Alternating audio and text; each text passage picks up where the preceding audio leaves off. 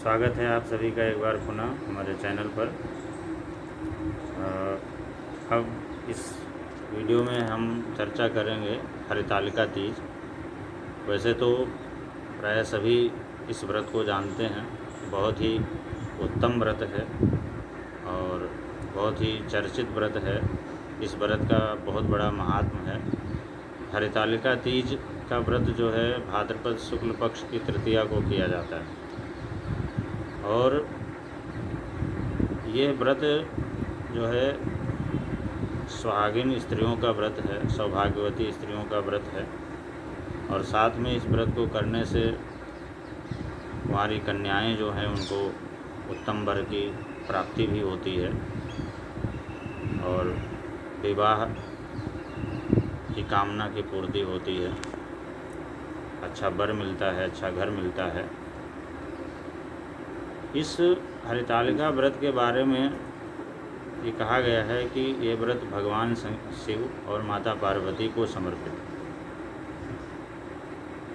माता पार्वती ने भगवान शंकर को पति रूप में प्राप्त करने के लिए जो तप किया था, जो शिव की जो तपस्या की थी,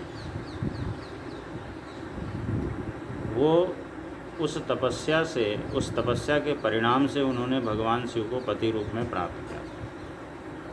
तो ये कहा जाता है कि अगर कोई भी व्यक्ति इस व्रत पर माँ पार्वती और भगवान शिव की आराधना करता है तो उसे भगवान शिव के जैसा वर प्राप्त होता है, बहुत ही उत्तम वर प्राप्त होता है।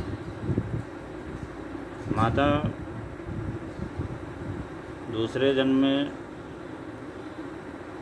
जब माता पार्वती के रूप में अवतरित हुई तो उनका संकल्प था कि मैं जो है भगवान शिव को ही वर रूप में वर्ण करूँगी, इसके अलावा और किसी को नहीं। यद्यपि उनके पास भगवान विष्णु के लिए नारद जी कई बार प्रस्ताव लेकर के गए।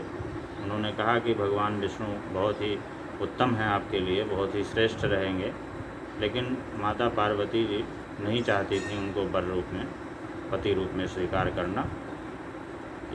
यहाँ तक कि उनके पिता भी ये चाहते थे कि मेरी पुत्री का विवाह जो है वो भगवान विष्णु के साथ हो जाए। तो जब इस बात का पता चला माता पार्वती को तो उन्होंने ये बात अपने सखियों को बताई और उनसे कहा कि मेरे पिताजी मेरी इच्छा के विरुद्ध भगवान विष्णु से मेरा विवाह करना चाहते हैं, जबकि मैं भगवान शिव को पति रूप में वर्ण कर चुकी हूँ और उन्हीं को पति रूप में स्वीकार करूँगी। तो जब ऐसा उन्होंने अपनी सखियों से कहा तो उनकी जो सखियाँ थीं उन्हें लेकर के किसी जंगल में चली गईं। तो जंगल में चली गईं इसीलिए इस व्रत का नाम हरितालिका पड़ा। सखियों के द्वारा जो उनका हरण हो गया, सखियाँ उन्हें जंगल में लेकर के चली गईं, इसीलिए इस व्रत का नाम हरितालिका पड़ा। और वहाँ जा कर के उन्होंने भगवान शिव की मिट्टी की, बालू की, रेत की मूर्ति बना करके और निराहार रहते हुए घोर तपस्या की विधि विधान से उनका पूजा पाठ किया और उनका अभिषेक किया।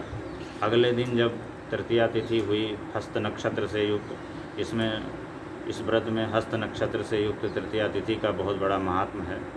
जब तृतीया तिथि के साथ हस्त नक्षत्र का संयोग होता है तो वो बहुत ही उत्तम समय होता है, उत्तम योग होता है और उसमें पूजा करने से कार्य सिद्धि होती है। तो माता पार्वती ने अगले दिन फिर भगवान शिव के शिवलिंग के स्वरूप को जो भी पूजन किया था, सब वहाँ नदी बह रही थी, उसी नदी में विसर्जन किया। और तब तक उनके पिताजी और बाकी सभी लोग उनको ढूंढते हुए वहाँ पर पहुँचे और भगवान शंकर भी वहीं प्रकट हुए और उन्होंने माँ पार्वती को आशीर्वाद दिया और उनको पत्नी रूप में स्वीकार कर लिया। तो इसलिए ये हरितालिका तीज का व्रत जो है इतना अमोघ फल है इसका। निर्जल व्रत किया जाता है इसका, निराहार रह करके, निर्जल रह करके। और अगर कोई व्यक्ति, कोई भी प्राणी निर्जल नहीं रह सकता है तो जल पी करके भी रख सकता है, और ना संभव हो तो एकाहारी रह करके एक समय भोजन करके भी कर सकता है, लेकिन करना ज़रूर चाहिए, क्योंकि इससे अटल सौभाग्य की प्राप्ति होती है और जो कुंवारी कन्याएं हैं उनको सुयोग्य वर की कामना की पूर्ति होती है, सुयोग्य वर प्राप्त होता है। बहुत ही अमोघ फल का दाता ये हरितालिका तीज का व्रत है। इस बार हरितालिका तीज जो है 9 सितंबर दिन बुधवार को पड़ रही है और एक बड़ा ही सुंदर योग बन रहा है, रवि योग बन रहा है। यह योग वैसे तो सभी के लिए खास है, लेकिन इस बार का जो व्रत है वो कुंवारी कन्याओं के लिए विशेष खास है। और अतः इस व्रत को विधि विधान से करना चाहिए। निराहार रहते हुए भगवान शिव की पूरे परिवार की मूर्ति बनाए, रेत की या मिट्टी की, और फिर उसकी प्राण प्रतिष्ठा करके उसका षोडशोपचार पूजन करके और शिव सहित पार्वती का पूजन करते हुए 16 श्रृंगार अर्पण करें और अपने पति की दीर्घायु की कामना करें, सुयोग्य वर प्राप्ति की कामना करें और उनका अभिषेक करें। और अगले दिन रात्रि में जागरण कर भी किया जाता है और ओम नमः शिवाय या माता पार्वती के मंत्रों का, शिव जी के अन्य मंत्रों का भी जाप कर सकते हैं। जाप करें और अगले दिन जो है व्रत का पारण किया जाए। इस तरह से इस बार जो प्रदोष काल के पूजन का जो समय है, संध्या के समय 9 सितंबर को लगभग 6:33 से 8:20 के मध्य का है, वो समय उचित रहेगा। और इस तरह से इस समयावधि के दौरान, प्रदोष काल के दौरान पूजा करने से मनोकामना की पूर्ति होती है।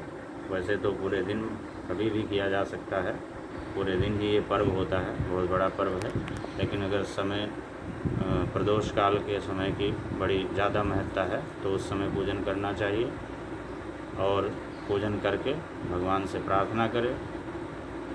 और धर्म, अर्थ, काम, मोक्ष चारों पदार्थों की प्राप्त होती है। बहुत ही अमोघ फल का दाता ये हरितालिका तीज का व्रत है। और अगर किसी के दाम्पत्य सुख में किसी प्रकार की कोई दिक्कतें है दाम्पत्य जीवन में, तो वो भी इससे दूर हो जाती है। बहुत बहुत धन्यवाद।